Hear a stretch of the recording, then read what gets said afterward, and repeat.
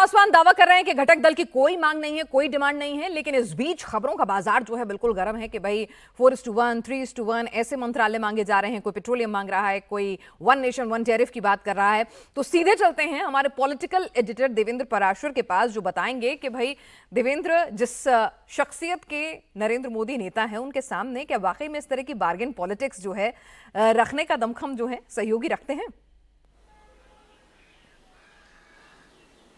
दो चीज़ें। पहली बात तो ये कि प्रधानमंत्री नरेंद्र मोदी की जो कार्यशैली है, क्या वो दबाव में ऐसे दबाव में आते हैं? बिल्कुल नहीं। दूसरी बात ये जो कि ज़्यादा महत्वपूर्ण है कि क्या सहयोगी दल ऐसी कोई दबाव बनाने की कोशिश कर रहे हैं? उसका जवाब भी है बिल्कुल नहीं। टीडीपी के टॉप सोर्सेज का ये कहना है कि हमारे तरफ से ऐसी कोई बात नहीं हुई है, कोई डिमांड नहीं रखी गई है। जो भी नरेंद्र मोदी, गृहमंत्री अमित शाह और उस स्तर पर जो भी फैसला लिया जाएगा, हम उसके साथ हैं, क्योंकि हम इस घटक के अनिवार्य दल हैं और हम लोगों ने चुनाव से पहले अलायंस किया। ये बाकायदा बताया जा रहा है हमें। तो समझा जा सकता है कि अगर टीडीपी के सोर्सेस ही इस बात को खारिज कर रहे हो सीधे सीधे कि हमारी तरफ से कोई भी डिमांड नहीं रखी गई है, जो भी फॉर्मूला निकलेगा उसके साथ हम इस सरकार में शामिल होंगे, तो बाकी जो अटकलें चल रही हैं वो किस हिसाब से सतही हैं। दूसरी चीज़ की अब ऐसे में सवाल ये है कि टीडीपी को अपेक्षा क्या होगी? अपेक्षा निश्चित तौर पर रहेगी। पहली अपेक्षा ये है, और जो टॉप सोर्सेस हमें ये जानकारी भी मिल रही है, कि जो स्पेशल पैकेज चाहिए, जब आंध्र प्रदेश तेलंगाना दोनों अलग हुआ था तो उस समय लगभग 60,000 करोड़ के आसपास वो धनराशि दी जानी थी आंध्र प्रदेश को।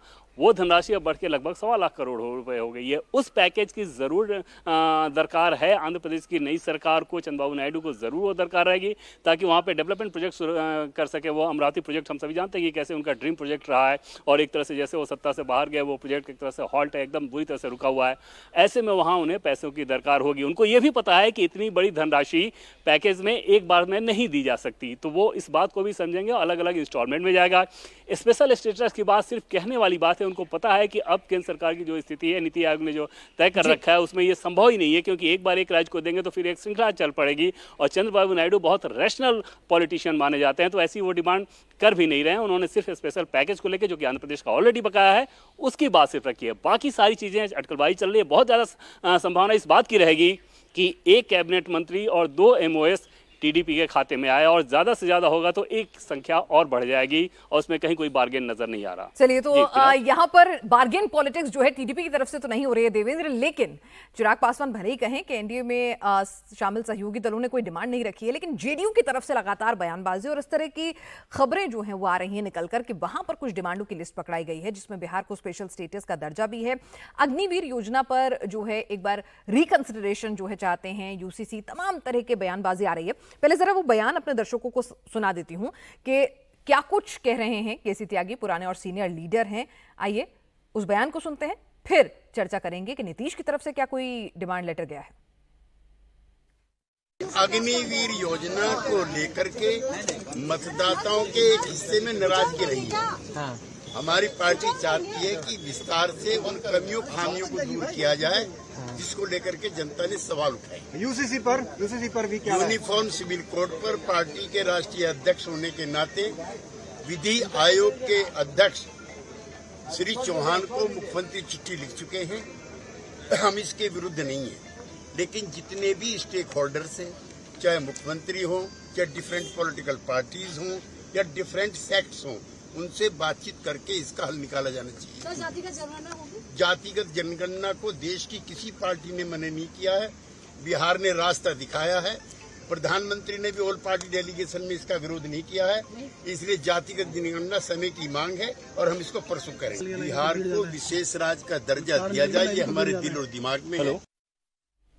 देवेंद्र हमारे साथ लगातार जुड़े हुए हैं। देवेंद्र, चलिए, टीडीपी की तरफ से तो बहुत कुछ प्रेशर पॉलिटिक्स नहीं है, लेकिन केसी त्यागी का बयान आप भी सुन रहे होंगे।